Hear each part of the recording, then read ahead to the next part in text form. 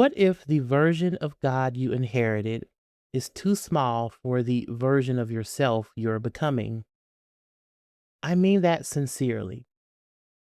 For many of us, whether we grew up in the church or not, the image of God we absorbed was something like this: an old man somewhere above the clouds, sitting on a throne, watching, judging, approving, disapproving, blessing some people, punishing others, and somehow keeping score of every thought, every mistake, every moment we did not measure up. And even if we no longer believe that consciously, that image can still live inside us. It can still shape how we see ourselves. It can still shape what we believe we deserve. It can still shape how much love, joy, purpose, abundance, or freedom we allow ourselves to receive. So today I want to ask a question that may seem a little disruptive. What if God is not a distant personality you are trying to impress? What if God is the very principle of life, intelligence, love, and possibility moving through you? And what if upgrading your concept of God is not just a theological exercise? What if it is one of the most important steps in your personal transformation?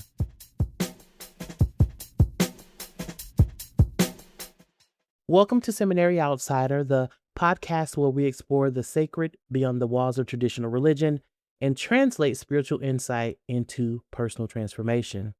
I'm your host, Devin. I am an ordained metaphysical minister and a certified deep transformational coach. And my spiritual journey began in the missionary Baptist tradition, but over time it expanded through the study of multiple religious traditions, spiritual metaphysics, and the deeper questions of human becoming. By day, I serve as a higher education administrator, a role that keeps my spiritual practice grounded in the real, everyday work of development, leadership, relationships, and growth. And for the last decade, I found myself living at the intersection of sacred wisdom and personal transformation. My mission is to help people bring high level spiritual truths into practical, lived experience while returning again and again to one essential truth: your worth and divine nature are not things you have to earn, they are things you are invited to remember. Today's episode is called God 2.0. And no, that does not mean we are improving God. God does not need an update, but our understanding might, our language might, our inner image might. The version of God we carry inside us might need to grow large enough to support the life, healing, and transformation we're being called into. So, in this episode, we're going to explore three ideas. First, we will talk about moving from God as a person to God as principle. Second, we will look at how your concept of God becomes an internal blueprint for what you believe is possible for you. And third, we will bring this down into daily life by exploring how your desires, gifts, and inner callings may be the divine seeking expression through you. So take a breath, settle in, and let's begin. When I say God, I know that word lands differently for different people. For some, it brings comfort. For some, it brings confusion. And for others, it brings up pain, shame, fear, or memories of being told who they were allowed to be and who they were not allowed to be. So before we go further, I want to honor that. The word God is not neutral for everyone. And part of spiritual maturity, at least as I understand it, is not pretending that everyone has had the same experience with religious language. Some of us received language about God that helped us survive. Some of us received language about God that made us feel small. And many of us received both. So when I talk about God today, I am not asking you to return to an image that harmed you. I am inviting you to consider whether there is a deeper reality beneath the image, because many of us were handed a personified God, a God with human emotions, a God with moods, a God who could be pleased one moment and angry the next, a God who seemed loving in one sermon and terrifying in another. And without realizing it, we may have projected onto God the very qualities we experienced in authority figures around us: inconsistency, control, disappointment, distance, favoritism, or conditional approval. Now, personifying God is not inherently wrong. Human beings use metaphor because we need language for mystery. We say God is father, mother, friend, shepherd, light, breath, fire, rock, river, wisdom, and spirit. These images are beautiful. The problem comes when we mistake the image for reality. It is one thing to say God is like a loving parent. It is another thing to imagine God as a larger, more powerful version of an emotionally unpredictable parent. It is one thing to say God speaks. It is another thing to assume that every inner fear, every inherited rule, or every voice of shame is the voice of God. It is one thing to say God guides. It is another thing to believe God is micromanaging your life from the outside and waiting for you to make one wrong move. That kind of God may produce obedience, but rarely does it produce freedom. It may produce religious performance, but rarely does it produce wholeness. And it may keep people loyal to a system, but it does not always help them become more loving, more conscious, more integrated, and more alive.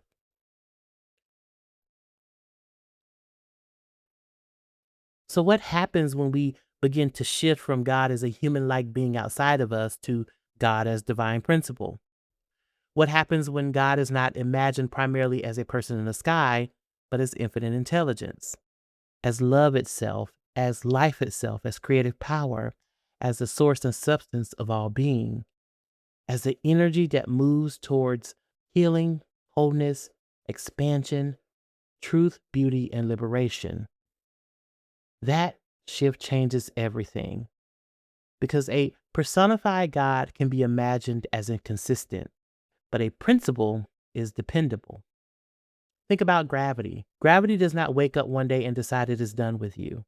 Gravity does not say, I supported you yesterday, but today I am disappointed in your attitude. So good luck. Gravity is not moody. It is not petty.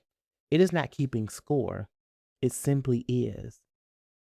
Now, no metaphor is perfect, and I am not saying God is gravity, but I am saying that when we begin to understand God as principle, we begin to experience the divine as more consistent, more universal, and more trustworthy.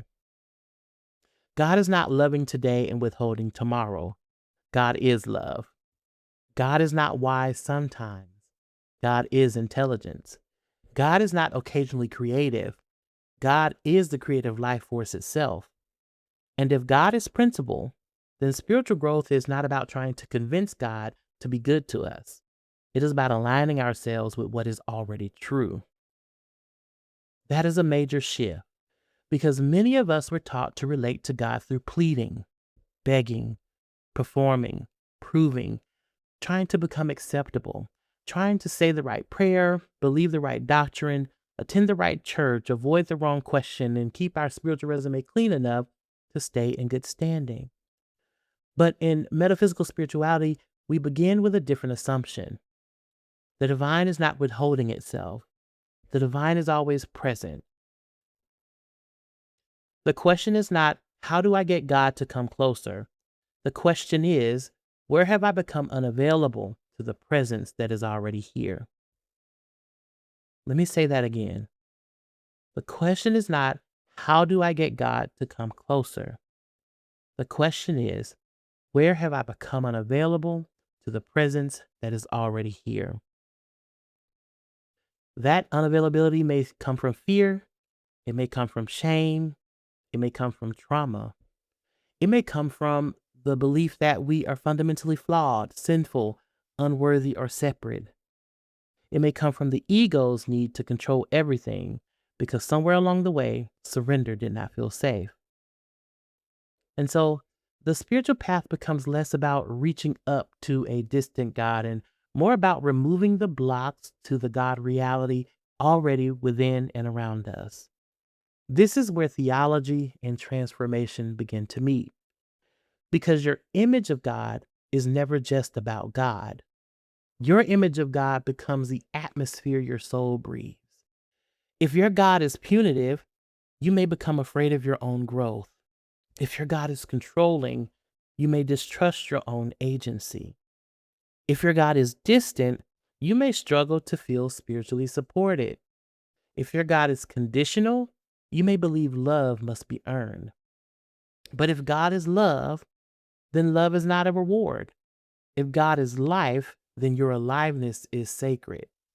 If God is infinite intelligence, then wisdom is not merely outside of you, it is available through you.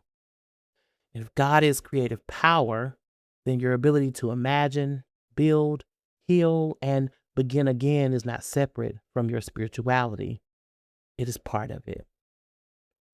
And that is what I mean by moving from person to principle. We are not stripping God of intimacy. We are expanding God beyond limitation.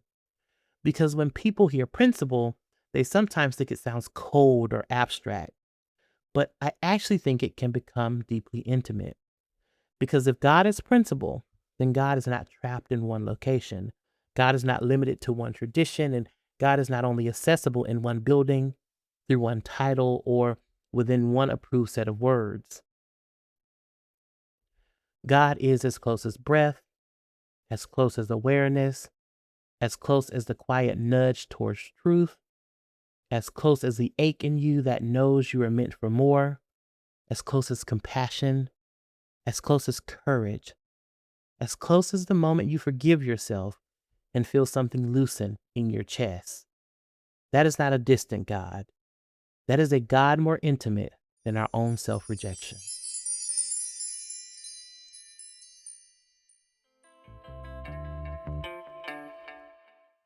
Now, let's bring this into the coaching space. One of the things I've learned through deep transformational coaching is that people rarely live beyond the limits of their inner life. We can say we want change, we can set goals, we can create vision boards, we can listen to podcasts, read books, attend workshops, and gather all the right language.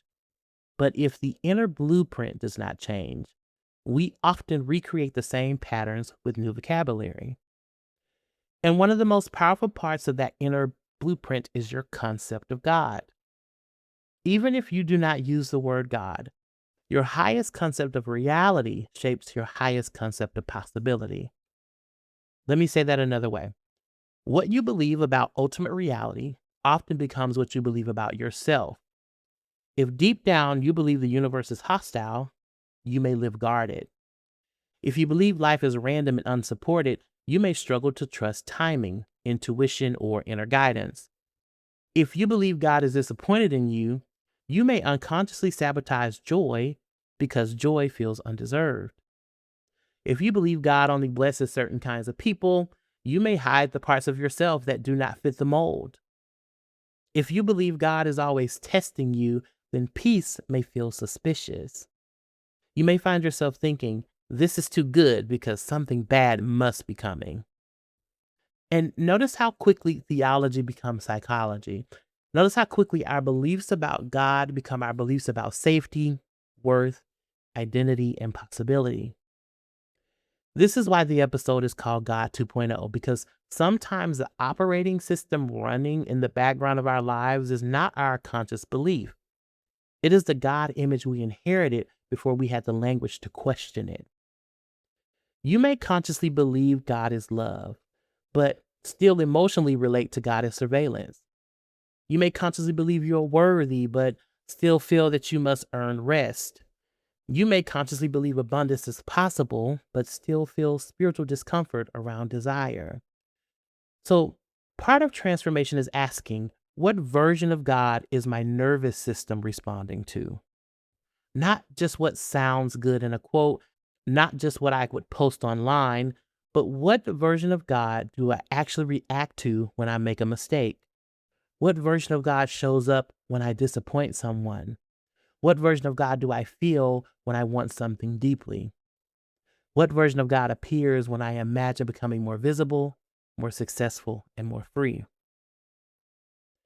Because sometimes we do not fear failure nearly as much as we fear the version of ourselves that would emerge if we stop shrinking. And sometimes the God we were given cannot support the self we are becoming. That may sound strong, but stay with me. If your inherited God image only approves of you when you're quiet, compliant, self sacrificing, and easy to manage, then what happens when your soul starts asking for boundaries? What happens when your soul starts asking for creativity? What happens when your soul starts asking for leadership? What happens when your soul starts asking for joy? What happens when your soul starts asking you to stop abandoning yourself in the name of being good? You may call it rebellion. You may call it selfishness. You may call it backsliding, but it might actually be emergence. It might be the divine pressing against the walls of an identity that has become too small. This is where I like the phrase pure possibility. God as pure possibility, not fantasy, not magical thinking, not pretending that life has no pain or limitation, but pure possibility as the deep spiritual truth that reality is more open than our fear tells us it is. Pure possibility means that the story is not finished. Pure possibility means your past is informative, but it is not ultimate. Pure possibility means there is more wisdom available than your current confusion, more love available than your current shame, more creativity available than your current stuckness, and more courage available than your current fear. When God becomes pure possibility, transformation is no longer about becoming someone else. It becomes about releasing the false conclusions that have kept you from embodying who you already are at the level of spirit. Let me give a simple example. Imagine someone who has carried the belief, I am not enough. They may not say that out loud. They may be highly successful. They may be educated. They may be responsible. They may be the person everyone calls when something needs to get done. But underneath all of that achievement, there's a quiet belief, I am not enough. Now, if that person's God image is also rooted in conditional approval, then their spirituality may reinforce the wound. They may pray more, serve more, give more, work more, and still feel like they're falling short. Their God becomes the cosmic version of the inner critic. But if their concept of God shifts from conditional authority to infinite love, something begins to change. They may begin to ask, what if I do not have to become enough? What if enoughness is the truth beneath the conditioning? They may begin to experience prayer not as performance, but as reconnection. They may begin to understand rest not as laziness, but as trust. They may begin to make decisions from worth rather than from proving. That is not just a theological change, that is a life change.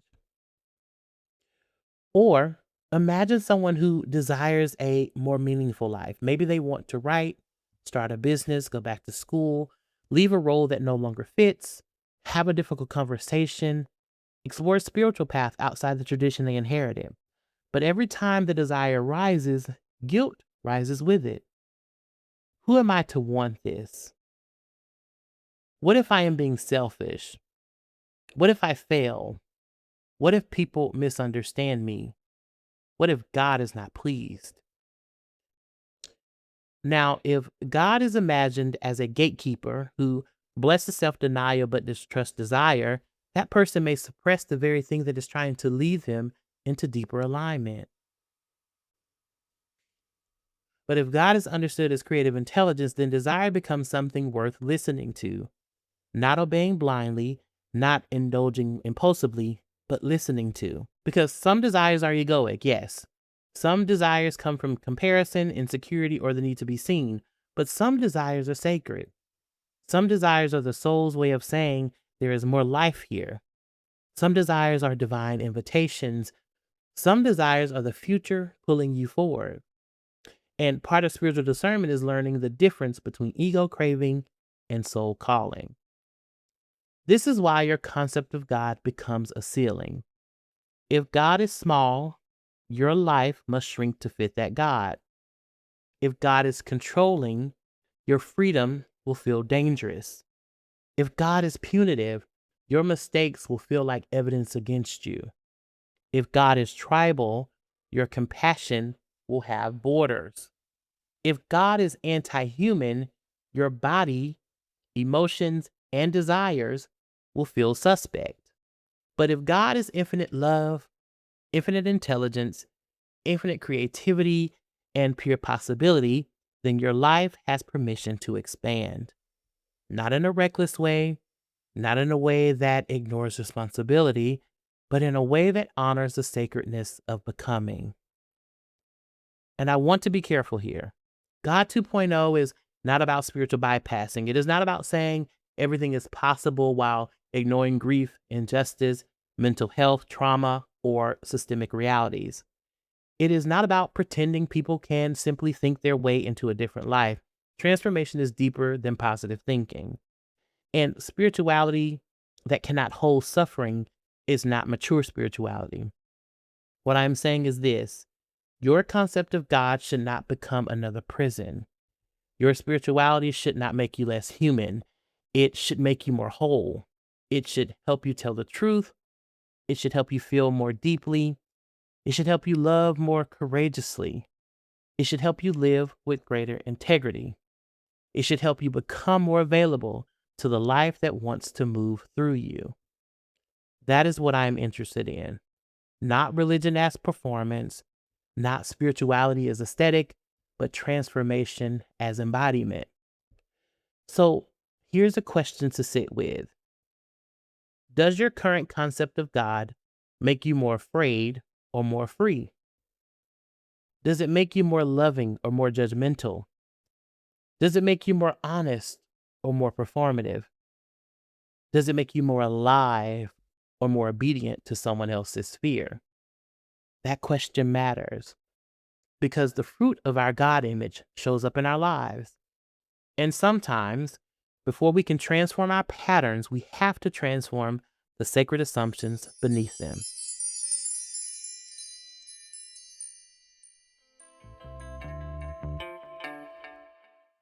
So now let's move from theory to practice, because it is one thing to say God is infinite intelligence or God is pure possibility.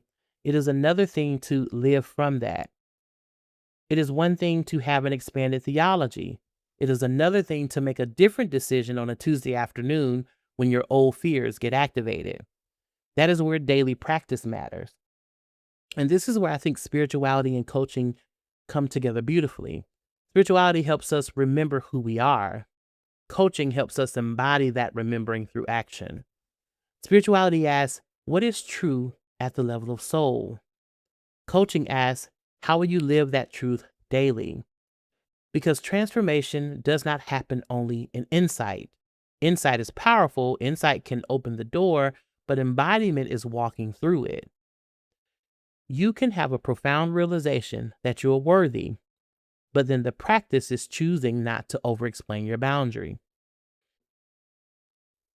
You can realize that God is love, but then the practice is speaking to yourself with less cruelty after you make a mistake.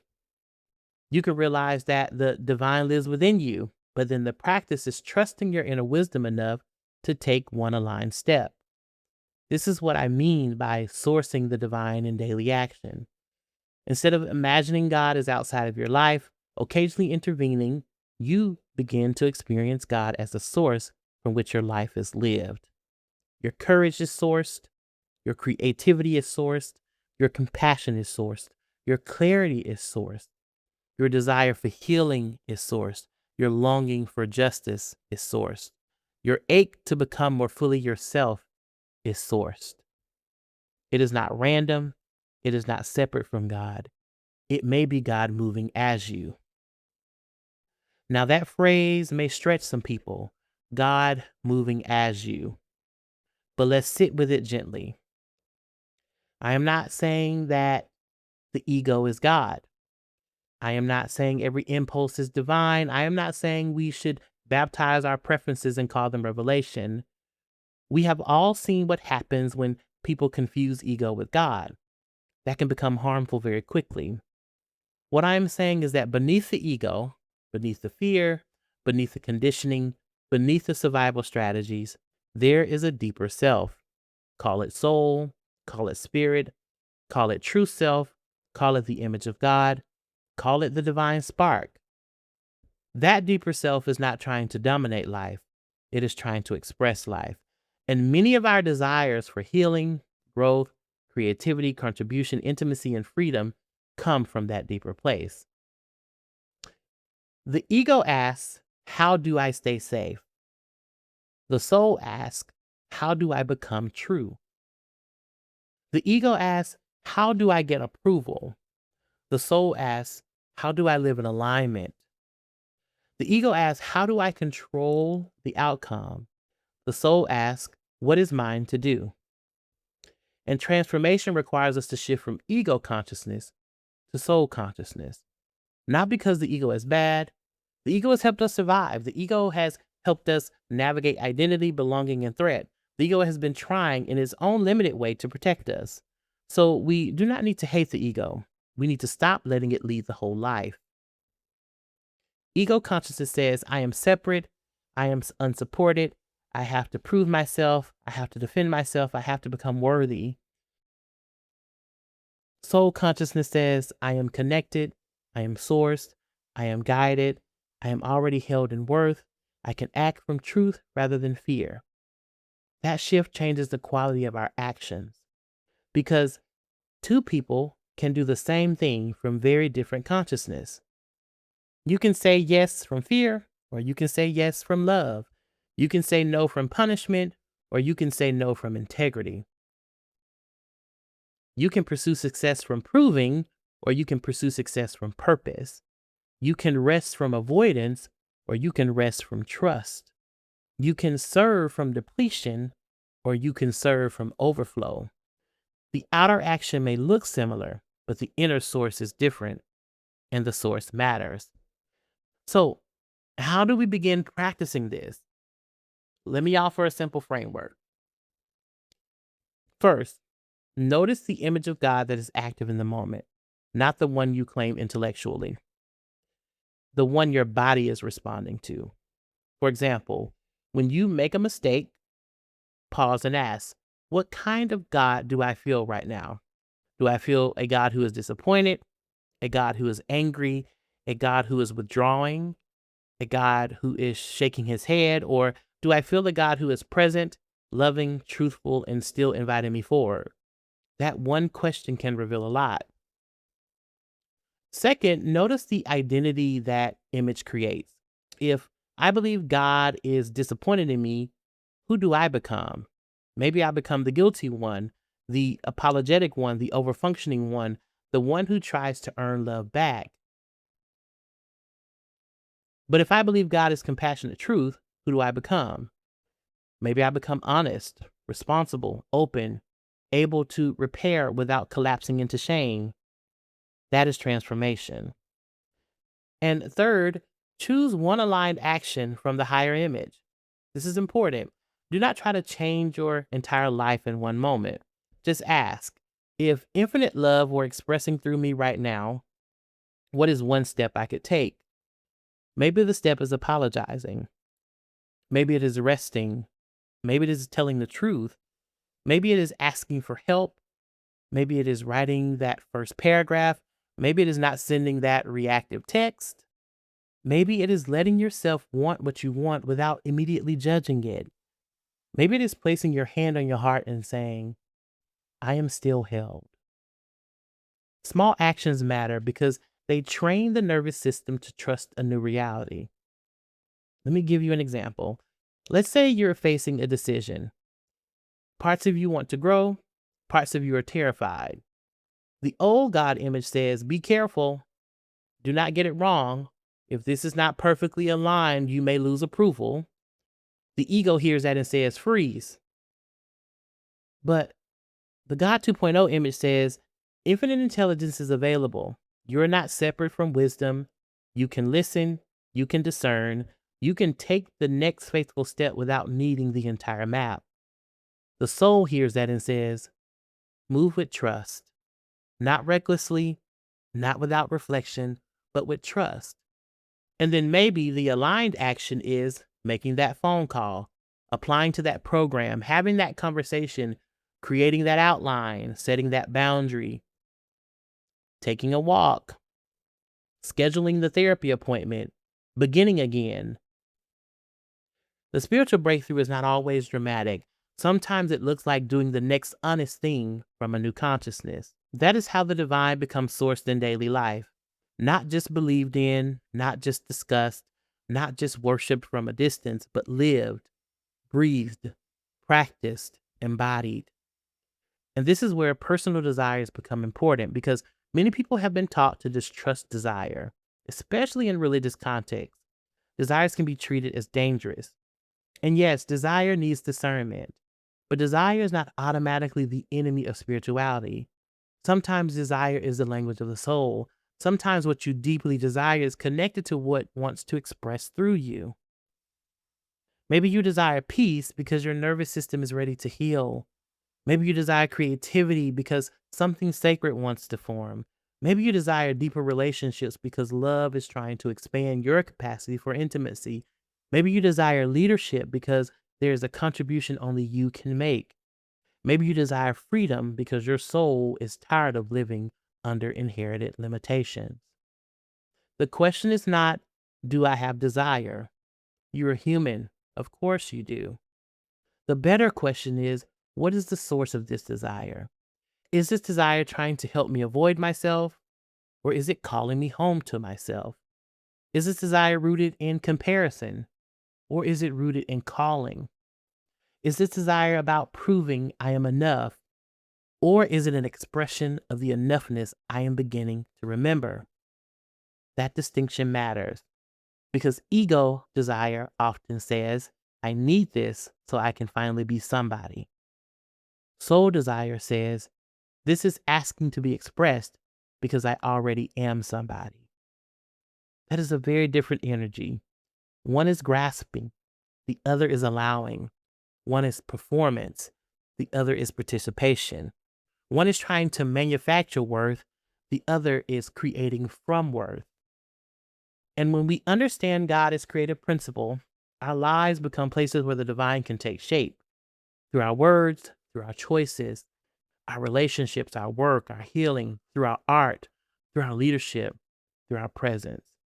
That does not mean everything we do is perfect. It means everything can become practice. Everything can become material for awakening, even the messy parts, especially the messy parts. Because transformation is not about replacing your humanity with spirituality. It is about letting spirituality illuminate your humanity from within.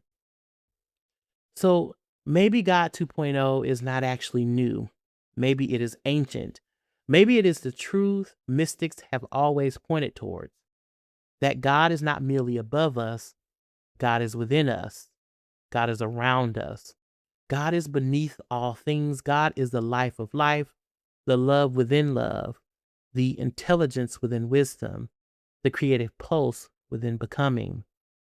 And maybe personal transformation is what happens when we stop relating to God as an external evaluator and begin participating in God as the source of our own being. That is the invitation. Not to believe something just because I said it, but to test it in your life. To ask whether your God image is producing fear or freedom. To notice where old images still live in your body. To practice listening for the divine, not only above you, but within the deepest truth of you.